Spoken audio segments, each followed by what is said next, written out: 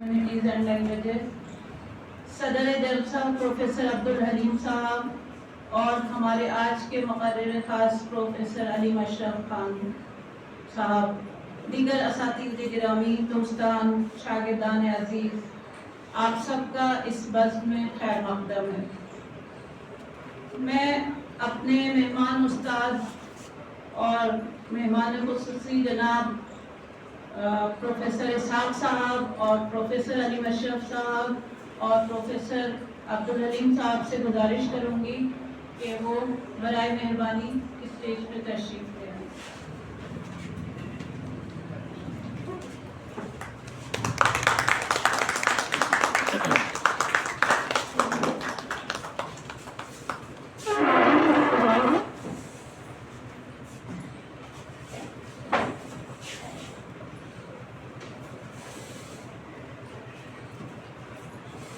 آپ سبھی لوگ اس بات سے واقف ہوں گے کہ ہمارے یہاں ہر سال 5 ایکسٹینشن لیکچرز کا اہتمام کیا جاتا ہے، جن کے موضوعات کا تعین بیشتر طلبہ کے نصابات کو مد نظر رکھ کر تیار کیا جاتا ہے۔ آج اسی اضافی لیکچرز کا تیسرا خطبہ ہے، جس کا عنوان غالب کی فارسی کلیات اور ان کا عہد اس سے تعلق رکھتا ہے۔ تو آئیے جلسے کا باقاعدہ طور پر آغاز کرنے کے لیے حسب روایات جامعہ میں BA سال دوم کے طالب علم ابو حمزہ سے درخواست کروں گی کہ وہ تشریف لائیں اور چند آیات قرآنی سے بزم کا آغاز کریں۔ ابو حمزہ۔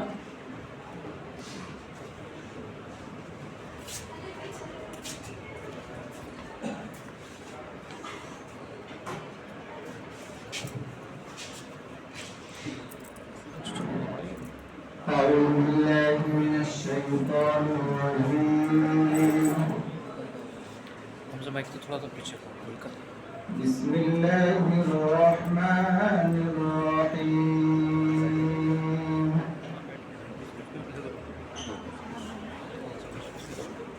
وتلك حجتنا آتيناها إبراهيم على قومه وتلك حجتنا آتيناها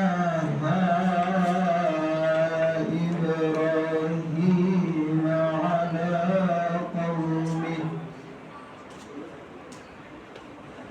نرفع درجات من نشاء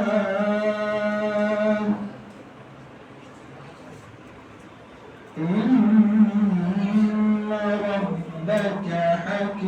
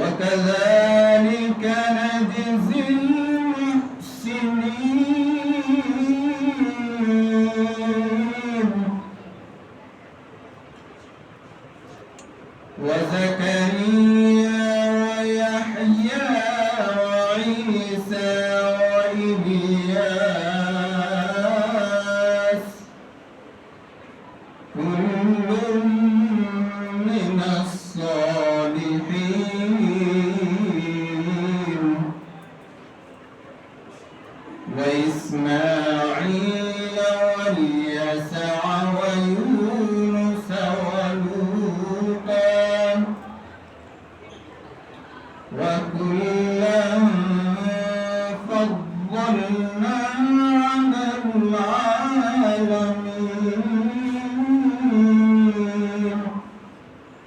صدق الله العظيم.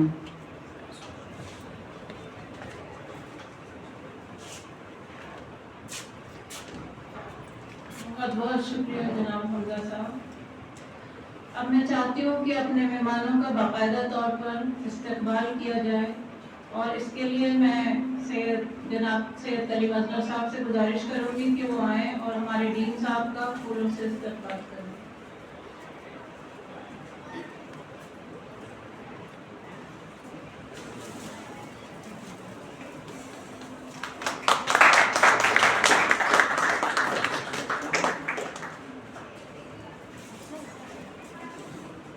जनाब मोहसिन अली साहब से गुजारिश है कि वो आएँ और हमारे मुक़र्रिर प्रोफेसर अलीम अशरफ खान साहब का इस्तकबाल करें।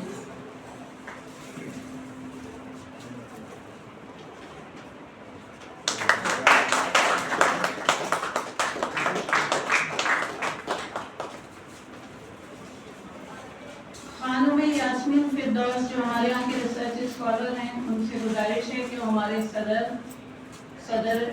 इस जलसे के सदर और हमारे शोबा फारसी के सदर का इस्तकबाल करें।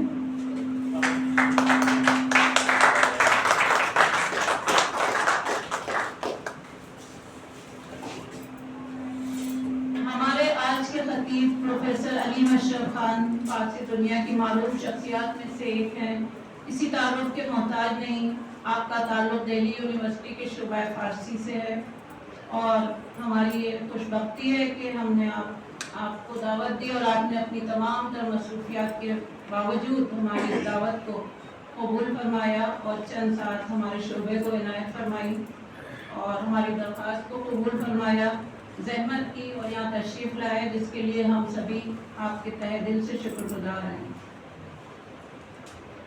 आज इस जलसे में आप गालिब के हवाले से गुफ्तगू फरमाएंगे। कहते हैं कि मिर्ज़ा गालिब को अपने फ़ारसी कलाम से बनिस्बत उर्दू गैर मामूली दिलचस्पी थी और इस बात का इजहार वक्तन फ़वक्तन उनकी तहरीरों से भी होता रहा है। फ़ारसी ज़बान के हवाले से एक बैत जो हर खास व आम में बेहद मकबूल है वो ये कि फ़ारसी बिन दाबे बिनी नक्शाई रान रान बेगुजर आज मजमुआ उर्दू के बीरंगे मानस। तो इसी के साथ हम गुजारिश करते हैं अपने उस्ताद अलीम अशरफ खान साहब से कि वो तशरीफ़ लाएँ और अपने खुतबे का आगाज़ फरमाएँ।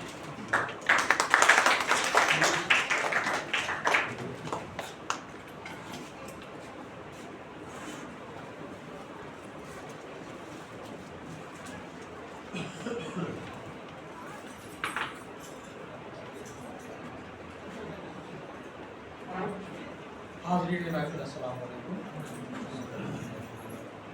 क़ब्ल इसके कि मैं अपनी गुफ्तगू का आगाज़ करूँ, ज़रूरी समझता हूँ कि शोबा फ़ारसी के सरबराह और सदर प्रोफेसर अब्दुल हलीम साहब और दीगर असातिज़े कराम का शुक्रिया अदा करूँ, जिन्होंने नाचीज़ को ये मौका फ़राहम किया कि आप हज़रात के दरमियान गालिब की फ़ारसी कुल्लियात और उनके अहद पर एक गुजारिश पेश कर सकूँ। मैं खुसूसी तौर पर इस जलसे के मेहमान खुसूसी और faculty of humanities and languages के इल्म दोस्त डीन प्रोफेसर इसहाक साहब का ममनून एहसान हूँ, जिन्होंने अपने मसरूफ़ वक्त में से कुछ शोबा फ़ारसी को दिया और तशरीफ़ लाकर जलसे को वक़ार बख्शा। सदर मोहतरम प्रोफेसर अब्दुल हलीम साहब की इजाज़त से अपनी गुफ्तगू का आगाज़ करना चाहता हूँ। देखिए, जैसा कि मैंने इसमें यहाँ भी लिखा है वही उन्वान मेरा भी है, गालिब की फ़ारसी कुल्लियात और उनका अहद एक मुतालिया।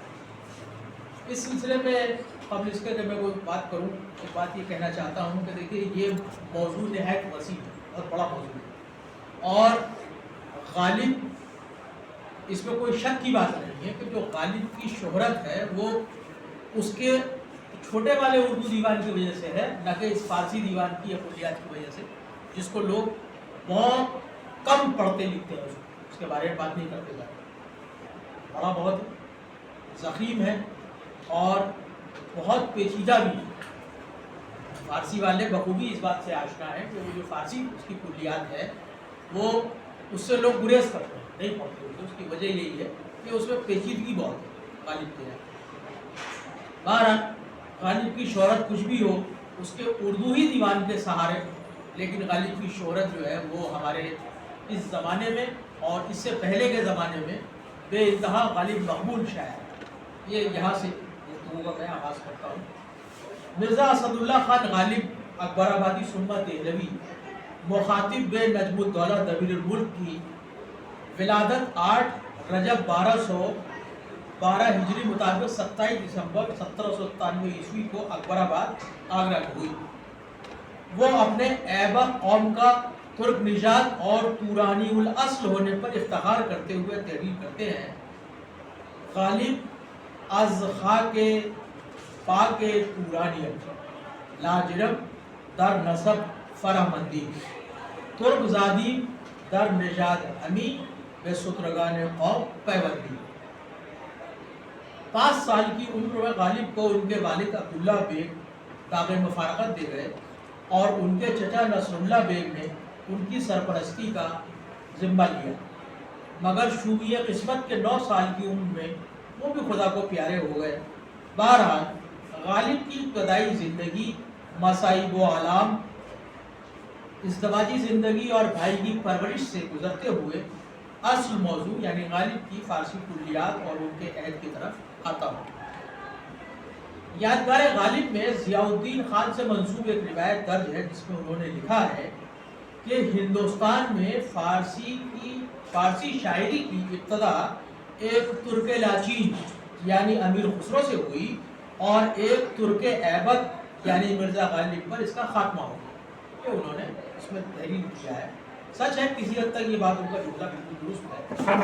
یادگار غالب میں الطاف حسین حالی نے یہ درج کیا ہے کہ جس کا قصیدہ انوری اور خاقانی کے قصیدوں سے ٹکر کھائے، جو حوالہ ہے ان کا، جس کی غزل عرفی اور طالب کی غزل سے سبقت لے جائے، جو ربائی میں عمر خیام کی آواز میں آواز ملائے اور جس کی نثر کے آگے ابوالفضل اور ظہوری کی نثریں پھیکی اور بے مزہ معلوم ہوں، اس کو بہادر شاہ ظفر کے دربار سے صرف 50 روپے ماہوار وظیفہ ملتا ہے. یہ سمجھ لیں آپ کہ غالب کی جو قدر و قیمت ہے وہ بادشاہ ظفر کے نزدیک 50 روپے ماہانہ وظیفے پڑتے ہیں. 50 روپے میں کیا خرچہ چل سکتا ہے؟ جیسے غالب جیسا شاخہ چاند کہ جو کھانے کی فکر بعد میں کرتا تھا، شراب کی پہلے کرتا تھا، اس 50 روپے میں کیا اس کا گزارا ہوتا ہوگا، لیکن بہرحال یہی اس کو ملتا تھا. ظاہر ہے اس میں جو بیان حالی کا ہے وہ سراپا عقیدت و احترام کا عنصر رکھتا ہے، کیونکہ یہ حقیقت سب پر افشا ہے کہ حالی غالب کے شاگرد تھے.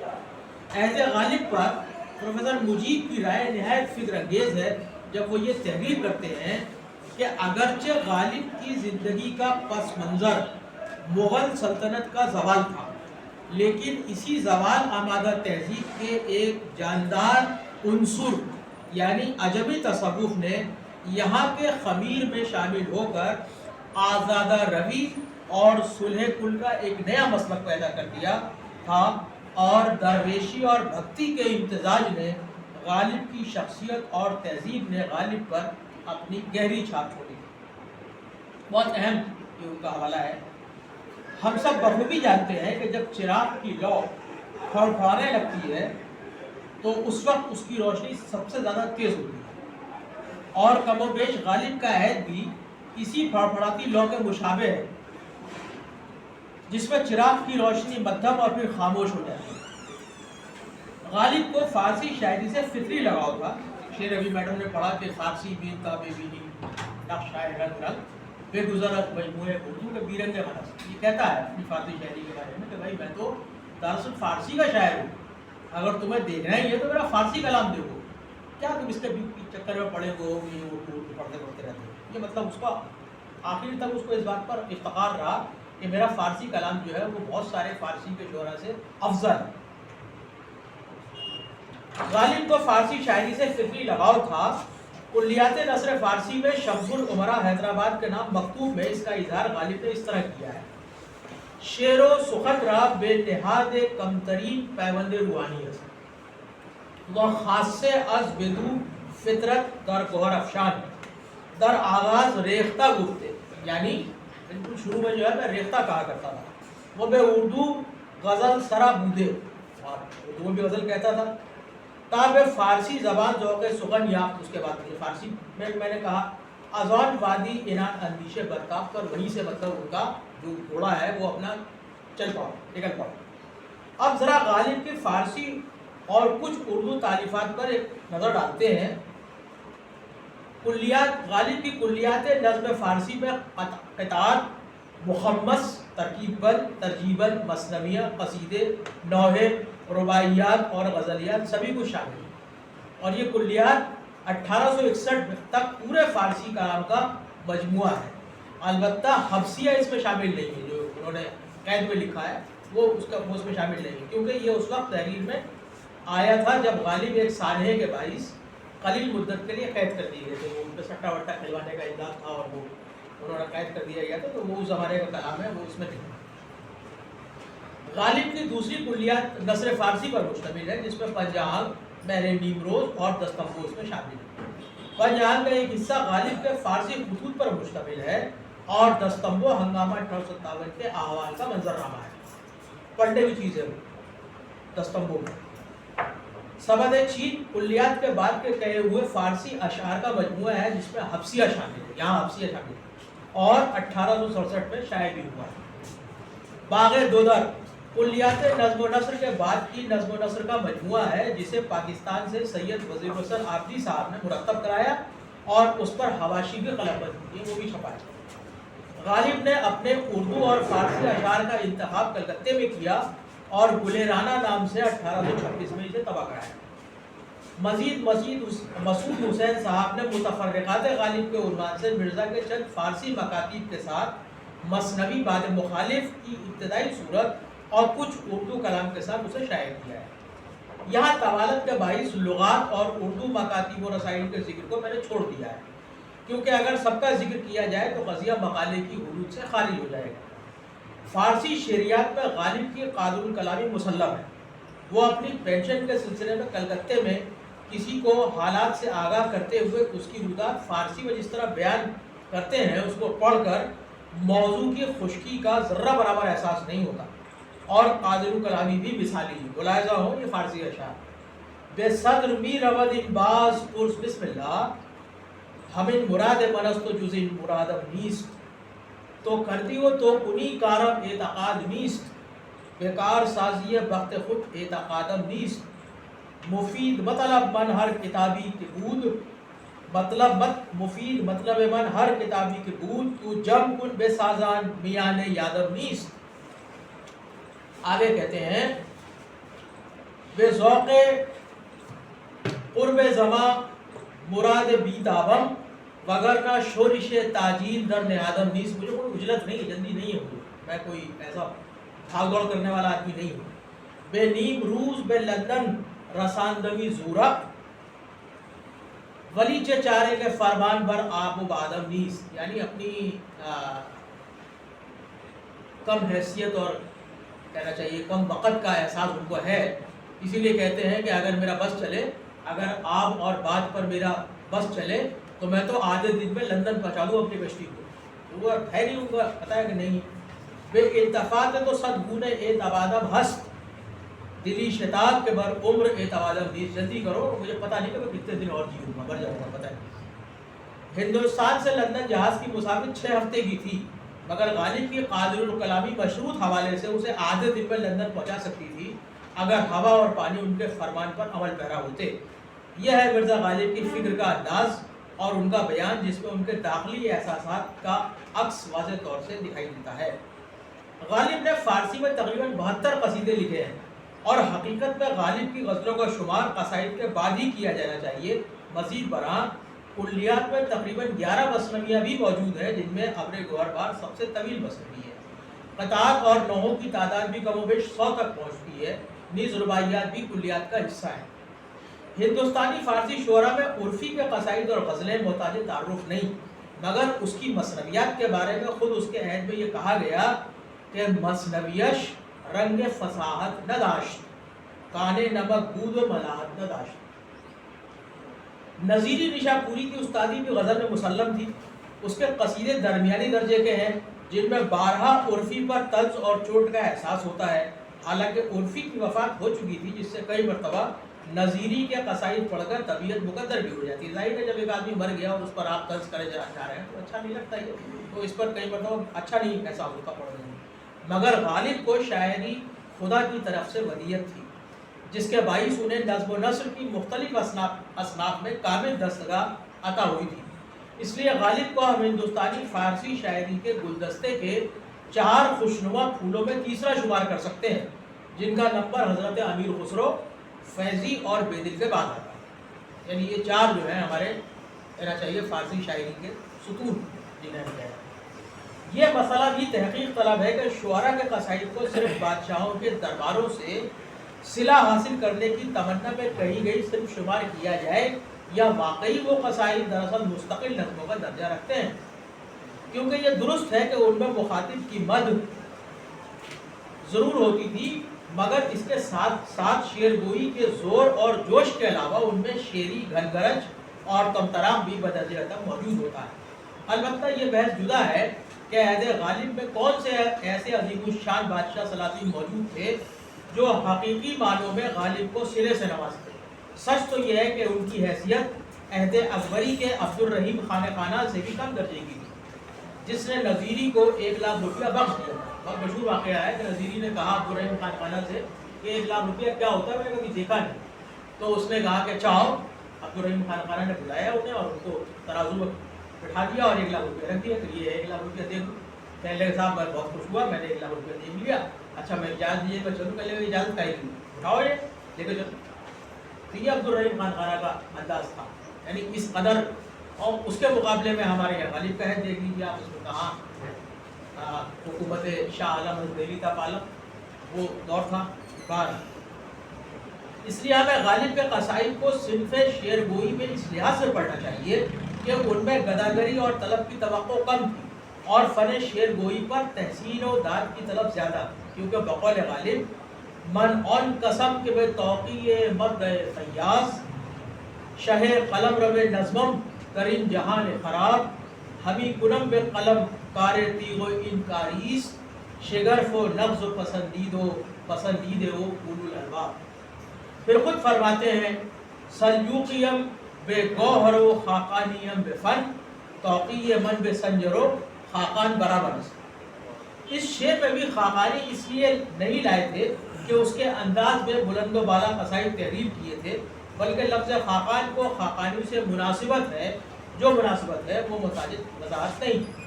اگر عہد اواخر میں ہندوستانی فارسی شاعری پر مختصر ترین گفتگو بھی کی جائے تو یہ کہنا پڑے گا کہ ہمارے شعراء فارسی کو ورثے کے طور پر مرزا بیدل نے سعدی، حافظ، امیر خسرو، سنائی، رومی، خاقانی، زبوری اور سعید کا تتبع کیا۔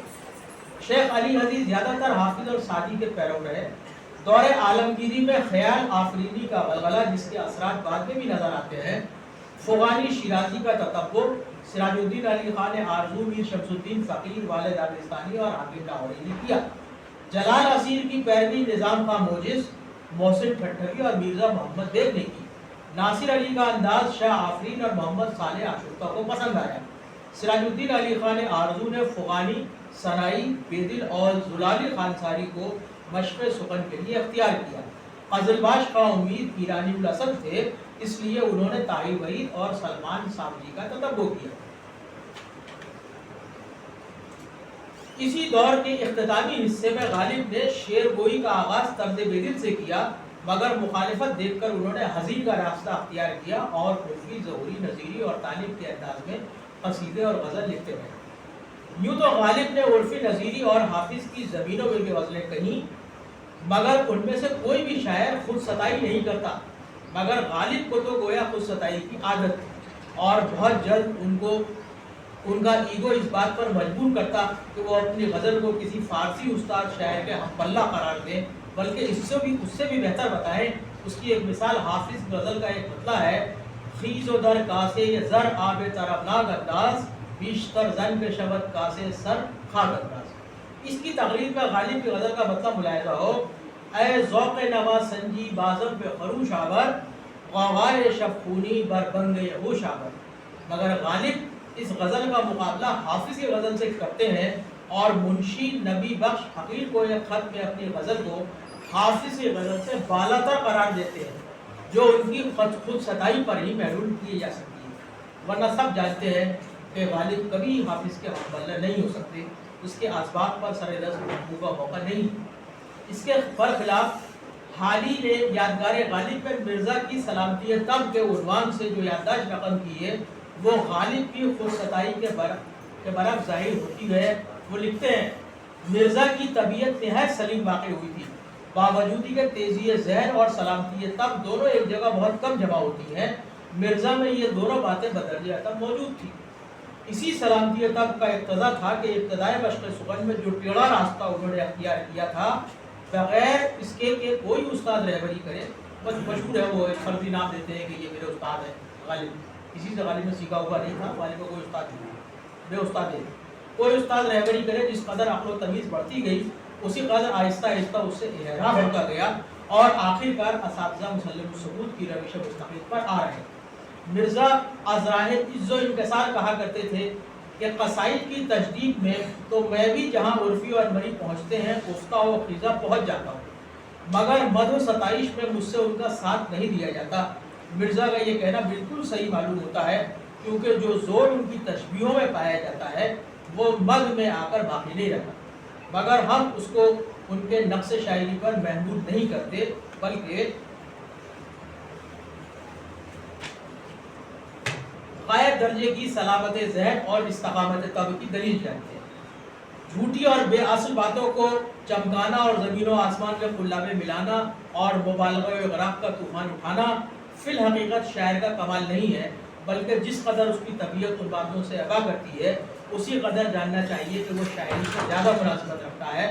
یہ دوسری بات ہے کہ مرزا کی ساری عمر قصیدہ گوئی اور بد سرائی میں گزری، کیونکہ ضرورت انسان سے سب کچھ کراتی ہے، مگر فی الحقیقت ان کو بھٹائی کرنے کا طریقہ جیسا کہ چاہیے ویسا نہیں ہوتا۔ جو قصائد ہمارے یہاں فارسی میں لکھے گئے ہیں ان کو کچھ لوگوں نے، ناقدین نے اس کو کہا کہ یہ شاعر نہیں ہے، یہ بھٹ ہے، بھٹائی کرتے ہیں یہ قصیدے جو لکھ رہے ہیں، یعنی مفہوم یہ ہے کہ ان کو طلب ہے، پیسے چاہیے انہیں، عمارت چاہیے انہیں، جگہ چاہیے انہیں، مقام چاہیے، مرتبہ چاہیے، اس کے لیے وہ قصیدے لکھ رہے ہیں۔ سچ جھوٹ بھرا پڑا ہے، اور ظاہر شاعری کا تو نام ہی یہی ہے کہ جتنا بڑا جھوٹ ہو اتنا اچھا شعر ہوگا، جتنا شعر میں جھوٹ زیادہ ہوگا اتنا شعر مقبول ہوگا۔ یہ تو ہمارے یہاں دیکھنے میں ملتا ہے، لیکن غالب کی وہ بھٹائی والا انداز نہیں ہے۔ اگر غور کیا جائے تو غالب کی شاعری میں بھی بے دل کی طرح لفظ آئینہ بہت زیادہ استعمال ہوا ہے، مگر غالب کے یہاں آئینہ عالم و کائنات کے خصوصی استعارے کی شکل میں منعکس ہوا ہے۔ مزید برآں کچھ اور الفاظ جیسے نقش، تصویر، صورت، پرتو، عکس وغیرہ، اور یہی نہیں، غالب نے ان الفاظ کو واحد بطور مجرد اور ترکیبات میں بھی بخوبی برتا ہے، مثلا آئینہ تعمیر، آئینہ خانہ، آئینہ پرداز، آئینہ ساز وغیرہ۔ اس طرح کی تراکیب بھی غالب نے گڑھی ہیں جس کے لیے بے دل مشہور ہے، جیسے چشمہ آئینہ، سانو آئینہ، تپش آئینہ، رخ آئینہ، خاکستر آئینہ، وحدت خانے آئینے، دل سوم آئینے، ایجاد وغیرہ وغیرہ۔ اس طرح کی بہت سی ترکیبیں ہیں جو ہمارے یہاں بے دل نے جو ہے بڑی عجیب و غریب ترکیبیں گڑھی ہیں، اور اسی لیے غالب اس کا بے دل کا کلام جو ہے وہ مشکل کلام ہے، اسی بات سے لگتا ہے کہ اس کی جو ترکیبیں ہیں، تشبیہیں ہیں، وہ بہت نادر اور بہت مشکل اور سمجھنے میں بہت دقت طلب ہے۔ غزل کی ماہیت جن چیزوں سے عبارت ہے، غالب کے یہاں وہ تمام چیزیں اپنی رانائی کے جلوے بکھیرتی دیکھی جا سکتی ہیں۔ اگر ہم الفاظ پر توجہ دیں تو تشبیہ، استعارہ، کنایہ، مراد النظیر، لفظ و نشر اور دیگر اسی قبیل کی تمام خصوصیات مختلف تراکیب کے ساتھ پیوست ہو کر غالب کی غزل میں دلکشی اور جدت کا احساس کراتی نظر آتی ہیں۔ بطور مثال قیس، فرہاد، مجنوں، کہکن، شیرین، ابراہیم، نوح، زردشت، آئینہ سکندر، مریم، زلیخا، یوسف، صبح، زنار، کلیسا، دیر، کفر و ایمان، خلاشی، رندی، مسیحا، فقر، کلیم، آذر، خسرو پرویز، سبھی ان کی فارسی شاعری کو باقبل عطا کرتے ہیں۔ یہ سب انہوں نے کرتے ہیں. اس سے پہلے کہ میں اپنے اختتام کی طرف چلوں، کچھ چیزیں میں اور عرض کرنا چاہتا ہوں غالب کے حوالے سے. غالب بنیادی طور پر ایک انسان دوست اور عقل سے ہم کلامی کو خاص اہمیت دیتے ہیں. یعنی وہ کسی بات کو یوں ہی نہیں چھوڑتے ہیں، بلکہ وہ عقل کے منطقی دلیل اس کے لیے تلاش کرتے ہیں اور اس کے لیے کوشش کرتے ہیں کہ وہ اسے استعمال کریں. ایک قصیدے کی تشبیہ میں انہوں نے عقل سے ایک مکالمہ کیا، مگر اس میں انہوں نے یہ خیال رکھا کہ سوال و جواب کی شکل میں مکالمہ کیا جائے. ایک سوال ہے، اس کا ایک جواب، مگر شعر کے حسن میں ذرہ برابر کمی نہ آئے، جو غالب کا فن ہے اور اسی کے وہ غواص ہیں. ملاحظہ فرمائیں، اس طرح ہے: گفتم اسرار نہانی ز تو پرشش دارم، گفت جز محرمی ذات کے بھی چور و چراس. یہ جواب. گفتم از کثرت و وحدت سخنی گوئی به رمز، گفت موجو کف و گرداب ہمانا دریاس. میرے خیال اس کی وضاحت کروں میں بہتر نہیں ہے، سب فارسی کے اساتذہ ہیں، فارسی کے طلبہ ہیں، تو میرے خیال ضروری سمجھتے ہی ہوں گے. گفتم آیا چه بود کشمکش رد و قبول، گفت آہ از سر ان رشتے کے در دست قضاس. گفتمش ذرے میں خورشید رسد، گفت محال، ہو ہی نہیں سکتا. گفتمش کوشش من در طلبش، گفت رواس. گفتمان خسرو خوباں به سخن گوش نهد، گفت گر گوش نهد زهره گفتار اراز. گفتم از بالش پر چاره ندارد سر من، گفت ہر سر کے چنین است سزائے سر باز. غالب عید کے موقع پر شراب پینے کی اجازت دیتے ہیں اور ان کی رند مشربی کہہ اٹھتی ہے: عید است تو نشاط و طرب و زمزم عام است، میں نوش گناہ برمن اگر باد حرام است. شراب پیو عید کے دن، اگر کوئی گناہ ہے تو میرے ساتھ. اور پھر اس کے لیے دوسری دلیل لا کر یہ کہتے ہیں کہ عید است تو صلاح خرونوش است جان را، میں روز نباشد کے درین روز حرام است. کہتے ہیں شراب کوئی روزہ تھوڑا ہی ہے جو عید کے دن حرام سمجھا جائے. غالب کا سفر کلکتہ بھی کم اہمیت کا حامل نہیں ہے، اس موضوع پر مستقل کتاب موجود ہے. مگر غالب نے اپنے سفر کے دوران جن شہروں سے گزر کیا انہیں اپنے خطوں میں ہمیشہ کے لیے محفوظ کر دیا. اسی ضمن میں ملاحظہ ہو ان کا سفر کلکتہ. غالب نے سفر کے حالات اور سامنے پیش آنے والے معاملات کا بہترین مرقع پیش کیا ہے. جب ان سے پوچھا گیا کہ مخالفوں کے بارے میں کون سی تدبیر مناسب ہوگی تو بولے ان سے صلح کر لو. ترکیب بتائی انہوں نے، یہ ہے ترکیب کہ ان سے صلح کرو. پھر پوچھا گیا کہ حب منصب و جاں کے بعد میں آپ کیا فرماتے ہیں تو بولے شیطان کا بچھایا ہوا جال ہے یہ. اور اسی دن میں دوران سفر معاملات کو خطے میں اس طرح پروتے ہیں: گفتم اکنون بگو کہ دہلی چیز، گفت جانست تو ان جہانش تن. گفتمش چیست ان بنارس، گفت شاہدی مست میں گچی گن. گفتمش چن بود عظیم آباد، گفت رنگین طرز فضائے چمن. گفتمش سلسبیل خوش باشد، گفت خوشتر نباشد از سوہن. سوہن یعنی وہ جو بہار کی جو ندی ہے سون ندی، اس کے بارے میں سون. ظاہر ہے مرزا غالب کے راستے میں یہ سب شہر آئے تھے اور وہ سون ندی کے دیوانے تھے. اور ایک دوسری جگہ سون ندی کی تعریف میں یہاں تک کہہ اٹھتے ہیں: خوشتر بود آب سوہن از اند و نبات، مصری سے اور اس سے بھی زیادہ میٹھا پانی جو ہے سون ندی کا ہے. باوئی چے سخن سے نیل و جیہون و فرات. ان ندیوں کا کیا ذکر ہے اس کے ساتھ کچھ بھی نہیں. سون کے نام ان پارے عالمی کے ہندش خانند، کوئی ظلمات و سوہن از آب حیات. اگر سون ندی کا پانی پی لیا تو آب حیات کا پانی کرے گا. چو اسکندر ز نادانی ہلاک آب حیوانی، خوشا سوہن کے ہرکس ہوتے زد وہی تنش جان شد. اسی سفر کلکتے کی مدت میں جو سوالات اور ان کے جوابات غالب نے پیش کیے ہیں انہیں مختصراً یہاں عرض کرتا چلوں. کسی نے پوچھا کہ یہاں کون سا شیوا کارآمد و مفید ہوگا. جواب ملا: جو بھی یہاں نظر آئے اس سے ڈرتے رہو. کلکتے کے بات میں کہا انہوں نے، جو بھی یہاں نظر آئے یعنی جو انگریز نظر آئے اس سے ڈرتے رہو. پھر پوچھا گیا کہ یہاں کون سا کام آخر کرنا چاہیے تو بولے کہ شعر و شاعری کے علاوہ کوئی بھی کام کرنا چاہیے. شعر نہ کہو، یہاں شعر کہنے کا موقع نہیں ہے کیونکہ انگریزوں کی مملکت کے مرکز میں مشرقی شعر و سخن کو کون پوچھتا ہے، کیا ضرورت ہے اس کی. میں نے پوچھا کہ ماہ پیکران کون ہے؟ بولے کہ لندن کے خوبان ہیں. میں نے پوچھا کیا ان کے پاس دل نہیں ہے؟ جواب ملا ہے تو، مگر جس پر کسی فریاد و فغاں کا کوئی اثر نہیں ہوتا ایسا لوہے کا دل ہے۔ میں نے کہا میں تو یہاں انصاف کے لیے آیا ہوں۔ تو بس میں آگہی کے ساقی نے کہا جہاں سے آیا ہے وہیں بھاگ جا، کیوں پتھر سے سر پھوڑنا چاہتا ہے؟ یعنی کچھ نہیں ملے گا تمہیں۔ حد یہ ہے کہ جب سر سید نے آئین اکبری کی تقریض کی خواہش ظاہر کی، غالب کو بھیجا ایک خط پہ آخری آئین اکبری کی تقریض لکھی سر سید نے کہا، تو انہوں نے جواب میں کہا کہ لکھا ہے وہ مردہ پروردن مبارک کار نیست، انہوں نے کہا مرے ہوئے لوگوں کا ذکر و فکر کرنا یہ اچھا کام نہیں ہے۔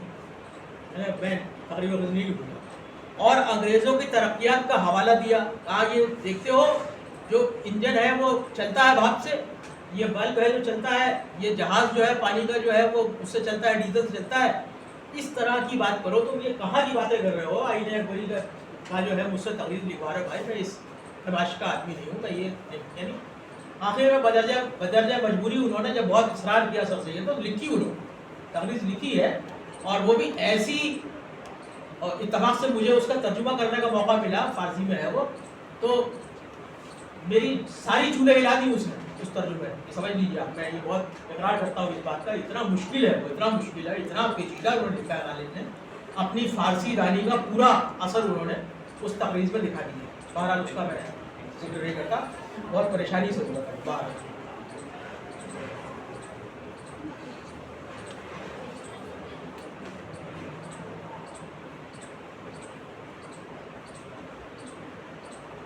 حالی نے درست لکھا ہے کہ مرزا کی تمام اصناف سخن میں تصوف، حب اہل بیت، فخر، شوخی و ظرافت، رندی و بے باکی، بیان رنج و مصیبت و شکایت و زار نالی، اظہار محبت و ہمدردی اور حسن طلب وغیرہ کو نہایت لطیف و ملیم و مرقص انداز میں بیان کیا گیا ہے۔ غالب کو اپنی شکست و ریخت کا بخوبی احساس تھا۔ وہ اپنے اور امیر خسرو کے درمیان اکثر مشہور شعراء جیسے عرفی، ظہوری، نظیری، صاحب علی حزی اور بیدل کی شاعرانہ عظمتوں کے باوجود اپنے فن شعر گوئی پر فخریہ تحریر کرتے ہیں۔ یہ ایک حوالہ ہے فارسی کا، ذرا سننے سے متعلق ہے۔ کہتے ہیں اکنون بے یمن فر و پرورش آموختگی ان گروہ فرشتہ شکو، کل کے رقاص من بے خرامش تزروس و بے رامش موسیقار، بے جلوہ طاؤس و پرواز عنقا، آنچه در این اوراق از قطع و مثنوی قصیده و غزل و رباعی فراهم آمده همگی 10,424 است که هر یک از روی شوخی و تاثیر و خوبی تقریر پیرایه گروهی بسم الله آویزه گوش دل تواند بود۔ دیکھ رہے ہیں آپ، یہ ان کی نثر کا نمونہ ہے، یہ اس طرح کی نثر لکھ رہے ہیں، اور یہ بالکل آخری زمانے کی نثر ہے جب فارسی کافی حد تک جو ہے وہ اردو آمیز ہو چکی ہے، تب یہ غالب لکھ رہے ہیں۔ یا رب ان متاع صحرا نہادے و ان گنجین یہ در کشادے، را از دست برد معنی دزدان و ترتازن غلط نگاران، در امان و گوہر آئی آبدار ان ذخیرے، را بدان روش مستانه بر زبان ها روان داری که هرچه در عرض پیمایش ابریشم بیان از فرط صفا به لغزت تا به معزول فرو نرود از غلطانی باز نیستد، گر ذوق سخن به دهر آیین بوده دیوان مرا شهرت پروین بوده، غالب اگر این فن سخن دین بوده آن دین را کتاب ایزد این بوده۔ یہ انہوں نے حوالہ لکھا ہے۔ اب یہ فیصلہ آپ کو کرنا ہے کہ غالب کی یہ دعا کہ ان کے گوہر ہائے آبدار کو خدا کی امان میں رکھنے کی خواہش اور ان کے کلام کو لوگوں کے دلوں میں اتر جانے کی تمنا ایک شاعرانہ تعلی ہے، یا واقعی ان کے دیوان کو پروین کی شہرت اور سخنوری کو دین اور مذہب کا مقام عطا کر کے ان کے دیوان کو صحیفہ آسمانی کا درجہ دیا جانا مناسب ہے، یا صرف مبالغہ اور بعید از قیاس خیال کیا جائے۔ مگر اس میں کوئی شک نہیں، غالب ایک ایسا عظیم شاعر ہے جس نے مختلف اصناف سخن میں اپنی مہارت، قدرت بیان، جولانی طب، فکر کی گہرائی و گہرائی، وسعت نظر، بے نیازی اور وسیع المشربی، کفر و ایمان کی مشترک حدود، وحدانیت اور حقانیت کے جلوے اپنے قصائد، مثنویات، مقطعات، غزلیات اور رباعیات میں بے نحو احسن بکھیرے ہیں۔ غالب دنیا کے بڑے کینوس پر اپنی نامرادی اور محرومیوں کا شکوہ کرتے ہیں، تو صرف ان کی آواز نہیں بلکہ اکثر فنکاروں کی دلی امید و آرزو کی آواز معلوم ہوتی ہے، اور یہی ایک بڑے شاعر کا طرۂ امتیاز بھی ہے کہ اس کی آواز زبان و مکان کی قید سے آزاد ہو، جو غالب کی آواز تھی۔ غالب نے اپنی عملی زندگی میں رندی و قلندری اور نشیب و فراز کے مختلف ادوار سے نہ صرف سینہ سپر ہو کر نبرد آزمائی کی، بلکہ اس طرح کے مختلف نعرے بھی ببانگ دہل لگائے، جن میں خاص طور سے کافر نہ توانی شد ناچار مسلمان شو، یا حیف کافر مردن و آفت مسلمان بیستر، پیشہ آزری سے بھی خود کو متعلق رکھا اور زند و پاجن کی سوگند بھی کھائی۔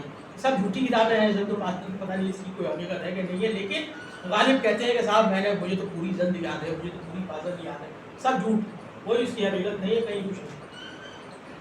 اوستا کو صحیفہ آسمانی قرار دیا اور زردشت کو نہایت برتر اور عظیم سمجھا، کفر و زندگی کے کلمات بھی خوب کہے اور چھٹکارا اور نجات کے خواہاں بھی رہے، نیز نعت رسول اور منقبت خلفاء کے ساتھ حضرت محمد صلی اللہ علیہ وسلم کی داستان معراج اور حضرت علی کی اعلیٰ و عرفہ شخصیت میں قلم کی جولانی بھی صرف کی، خدا کی وحدانیت کا اقرار بھی کیا اور شاہانہ وقت کی مدح سرائی کی، خدا کی عظمت کو کریم رحیم غفار اور پروردگار عالم اور رب العالمین بھی کہا، اور اپنی کئی باتوں پر شرمسار بھی ہوئے، کبھی شاکی ہیں اور کبھی گنہگار، ان سب کے ساتھ ساتھ توبہ استغفار بھی جاری رہا، مزید عاقبت میں اچھائی کے طلبگار بھی دکھائی دیتے ہیں، گویا وہ برنجا برنج کیفیات اور متضاد خصوصیات کی متحمل شخصیت سے عبارت تھے، اور یہی مجتمع الازداد صفات انہیں عظیم اور بڑا شاعر بنانے میں ممد و مددگار بھی ثابت ہوئیں، اور واقعی شیخ اکرام صاحب نے صحیح رائے قائم کی ہے اور یہ تحریر کیا ہے کہ غالب قدیم و جدید کو ملانے والی ایک اہم کڑی، بہت بڑا جملہ ہے، غالب قدیم و جدید کو ملانے والی ایک اہم کڑی، اگر آپ غالب کو بیچ سے نکال دیں تو جو بیچ میں خلا پیدا ہوتا ہے وہ پر نہیں ہو پائے گا۔ آخر میں بطور خلاصہ تفہیم غالب اور غالب شناسی کی مستند روایت کے امین حضرات کے اسماء گرامی پر اتفاق کیا جاتا ہے، جن میں خاص طور سے پروفیسر نور الحسن ہاشمی، ڈاکٹر یوسف خیر خان، محمد یعقوب مرزا، جوہر قادیانی، عبدالستار صدیقی، مہیش پرساد طباطبائی، شیخ اکرام، شوکت ملٹری، رشید احمد صدیقی، صالح آل احمد سرور، مجموع گورکھپوری، احتشام حسین، خورشید الاسلام، زوئے انصاری، ممتاز حسین، خلیفہ عبدالحکیم، عبدالمالک قاروی، شوکت سبزواری، سیادت نقوی، کاظم علی خان، مختار الدین آرزو، عبداللطیف بنجوری، عبدالحق نیاز فتح پوری، غلام رسول مہر، قاضی عبدالوجود، پروفیسر نذیر احمد، رشید حسن خان، مالک رام، ڈاکٹر نیر مسعود، ڈاکٹر وزیر آغا، شاہ اللہ حقی، ڈاکٹر خلیق انجم، پروفیسر تنویر احمد علوی، ڈاکٹر سید معین الرحمان، پروفیسر وحید اختر، امتیاز علی عرشی، ڈاکٹر کمال احمد صدیقی، پروفیسر حنیف نقوی، پرتو رویلا، شمس الرحمان فاروقی، پروفیسر نثار احمد فاروقی اور استاد پروفیسر شریف حسین قاسمی اہم ہے۔ یہ فہرست اگر بہت توجہ سے تیار کی جائے تو کم از کم 2 صفحات پر مشتمل ہوگی، اور بڑا احتمال یہ بھی ہے کہ کچھ حضرات کے نام اس میں تب بھی چھوٹ گئے۔ وقت کی تنگی کے باعث میں نے غالب کے عہد پر بہت زیادہ گفتگو سے گریز کیا ہے۔